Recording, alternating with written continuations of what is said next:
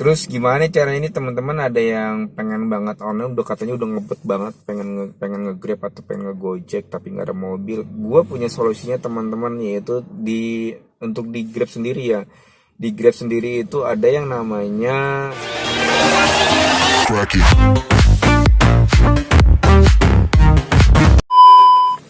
ya, halo, assalamualaikum warahmatullahi wabarakatuh. Apa kabar teman-teman semuanya?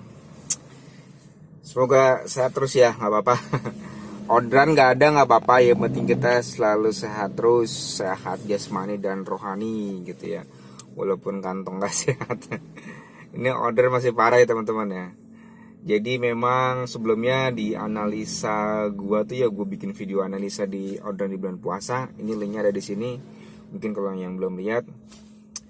Oke teman-teman, langsung aja gue nggak mau berbahasa-basa lagi. Kali ini gue ingin ngebahas masalah, ada banyak teman-teman yang nanya gue mau ngambil mobil buat di onlinein gitu, bisa masuk nggak sih angkanya gitu ya. Ya gitu teman-teman, gue ingin ngebahas ini simple ya, semoga bisa langsung dimengerti lah gitu. Pengalaman gua, pengalaman teman-teman di jalanan juga, info juga dari mana-mana. Nah, gua rangkum jadi satu. Jadi gini, yang namanya online itu kita sifatnya bukan bekerja. Ingat ya teman-teman ya, online itu adalah kita tuh kayak sebagai pengusaha transportasi ya. Jadi franchise sama Grab. Contohnya gini, kayak misalkan McDonald, teman-teman mau buka restoran ya dengan merek brand McDonald gitu. Jadi nanti teman-teman tuh semuanya itu akan disiapin sama dari McD gitu ya. Kayak misalkan dari logonya, desain tempatnya, terus nanti orderannya McD juga yang akan kasih gitu ya. Terus secara peraturan segala macam itu nanti McD yang akan kasih. Teman-teman tinggal deposit aja misalkan berapa ratus juta gitu ya, nanti semuanya McD yang akan urus semuanya gitu. Jadi kira-kira kayak gitu ya teman-teman ya. Kira-kira kayak gitu. Nah, namanya kita berusaha gitu ya. Kita tuh bukan karyawan ya, bukan bekerja sama orang yang gajinya itu tetap stabil tiap bulannya gitu ya. Namanya usaha itu ada fluktuatif, naik turun gitu. Terus pertanyaannya, worth it nggak sih dengan lu udah nyicil mobil misalkan gitu ya, lu nyicil mobil berapa puluh juta gitu, angsurannya sekian juta gitu ya. Gini teman-teman, sekali lagi menurut gua, kalau lu mau buka usaha ya kalau bisa sih jangan nyicil ya gitu ya. Karena gue ada pengalaman begini teman-teman, gue ada pengalaman waktu lagi sebelum covid itu gue nyicil mobil R3 ya. Itu gue nyicil mobil R3 saat itu ya, tapi ya masih baru-barunya tuh tahun 2016. Itu Grab lagi tinggi-tingginya, lagi bagus-bagusnya, on lagi oke-okenya. Itu gue bisa masuk, bahkan malah gue bisa dari hasil itu gue bisa selain nyicil mobil yang angkanya lumayan gede ya 4,5, gue juga bisa nyicil lain-lainnya kayak nyicil rumah dan kebutuhan sehari-hari, itu bisa terpenuhi dari situ gue gitu. Nah terus kemudian di tahun 2018 gue memutuskan untuk resign dari kantor, dari kerjaan gue. Terus kemudian gue fokus di online, fokus di transportasi ya. 1 tahun berjalan itu gue bisa menghasilkan 1 mobil lagi ya. Mobil sekarang gue pakai ini mobil Sigra ya. Karena waktu itu memang online sebelum covid itu keren banget, gue bilang top. Pokoknya kalau orang yang mau bekerja keras fokus di online itu menghasilkan oke gitu ya. Jadi di tahun 19 ya itu gue dapat mobil lagi, mobil gue 2 saat itu. Terus kemudian juga selain gue di online, gue coba main di offline juga. Akhirnya ada teman tuh yang menyerahkan, maksudnya gimana ya, ada teman yang punya mobil, teman kantor gue waktu itu, dia tahu gue fokus di transportasi online. Akhirnya dia nyariin mobilnya untuk dikelola, dan itu jalan tuh teman-teman tuh, itu jalan. Dan akhirnya di tahun 2020 awal itu gue mau memasuki mobil gue yang ketiga gitu. Jadi memang keren banget waktu itu. Nah terus akhirnya mobil pertama gue itu gue sewain, udah berjalan. Mobil yang kedua ini gue bawa sendiri. Terus yang mobil ketiga ini rencananya juga gue mau sewain juga gitu. Waktu itu gue kerjasama sama Goban ya, Gojek Bandara waktu itu. Gokar bandara ya gitu. Jadi yang gue punya 2 aplikasi ceritanya nih, Grab sama Gojek ya gitu. Gue punya mobil di tahun 2020, gue tuh pengen punya mobil 3, gue kerjasama sama Goban. Nah itu nanti mobilnya akan dipakai sama orang juga gitu. Nah atau nanti mungkin akan gue pakai, gue fokus di Goban. Nah yang mobil satu keduanya itu gue akan ke apa, gue sewain ke orang gitu. Itu udah banyak yang mau pegang gitu mobil gue saat itu gitu ya. Nah terus akhirnya di tahun 2020 bulan Februari gue memutuskan untuk ekspansi usaha ke event organizer. Karena gue punya usaha di transportasi ya, rental mobil itu udah autopilot gitu, jadi udah bisa berjalan sendirinya gitu kan. Ya gue cuma ngasih gue punya mobil sendiri nih, gue pasangin alat GPS segala macem ya kan, terus ada orang yang bawa, gue sewain lah gitu kan. Gue tinggal monitor dari situ, dan orangnya juga gue udah nggak jauh-jauh, bisa dibilang tetangga lah gitu. Jadi gue nggak terlalu khawatir banget, gue tahu siapa gitu orangnya gitu. Pokoknya gue udah punya sistem lah, gue udah punya sistem itu agar apa usaha gue tuh autopilot ya. Akhirnya di tahun 2020 bulan Februari gue ekspansi mau ke event organizer gitu ya. Nah terus kemudian ceritanya gue udah menyusun strategi nih untuk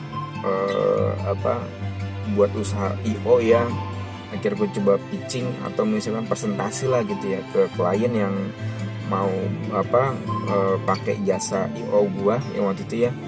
Terus tiba-tiba di awal Maret tanggal 2 COVID ceger. Kita nggak ada yang tahu teman-teman tuh COVID semuanya tuh di awal Maret tahun 2020 ya gitu. Akhirnya yang transportasinya, usaha gue yang transportasinya itu gue rintis dari tahun 2016 ya.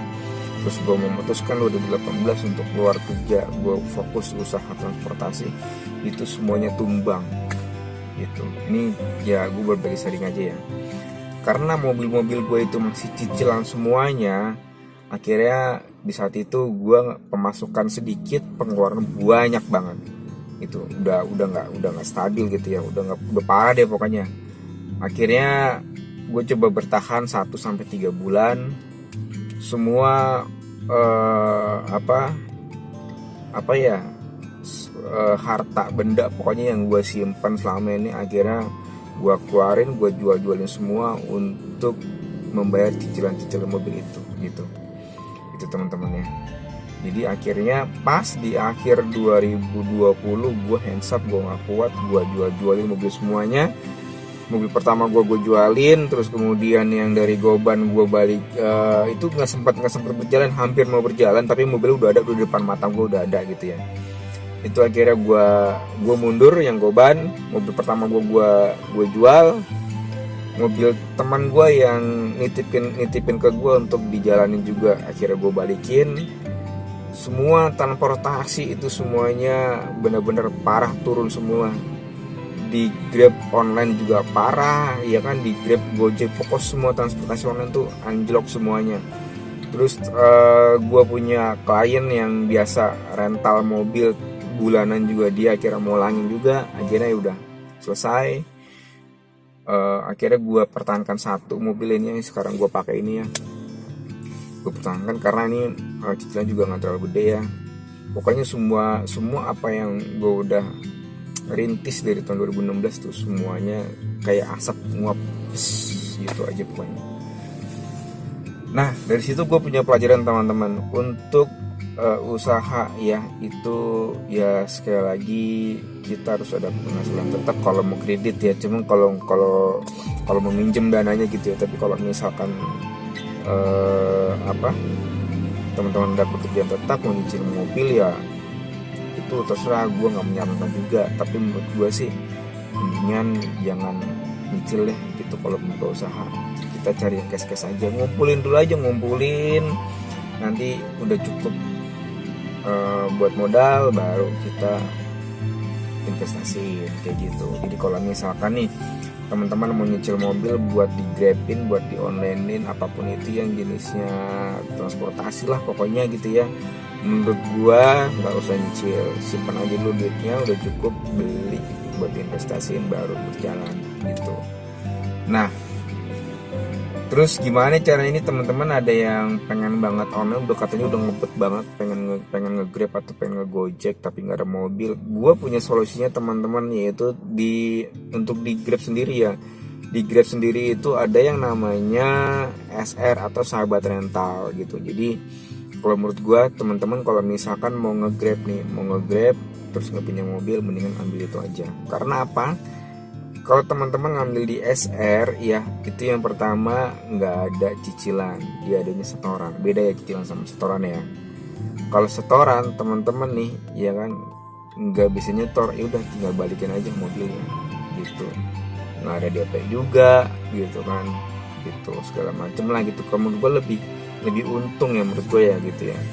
Jadi di SR itu juga nanti untuk masalah servis dan perpanjangan pajak itu dari pihak TPI ya. TPI itu singkatannya, nanti deh gue tulis di sini, gue juga nggak hafal transportasinya itu apa namanya gitu. Pokoknya dari pihak TPI gitu. Jadi TPI itu apa sih? TPI itu sebenarnya kayak cabang usahanya si Grab untuk fokus dia ke rental mobil. Namanya juga SR ya, sahabat rental gitu ya. Itu yang ngebangun dari Grab sendiri gitu.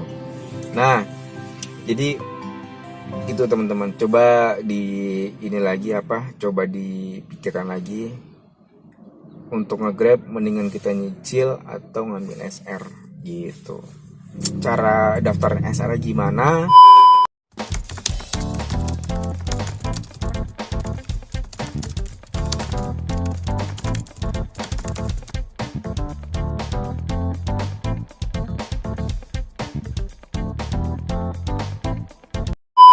Ya oke, gitu aja teman-teman. Semoga konten ini bermanfaat untuk teman-teman.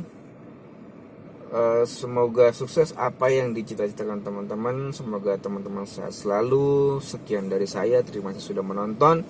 Salam dari Aspal. Assalamualaikum warahmatullahi wabarakatuh, and thank you, goodbye.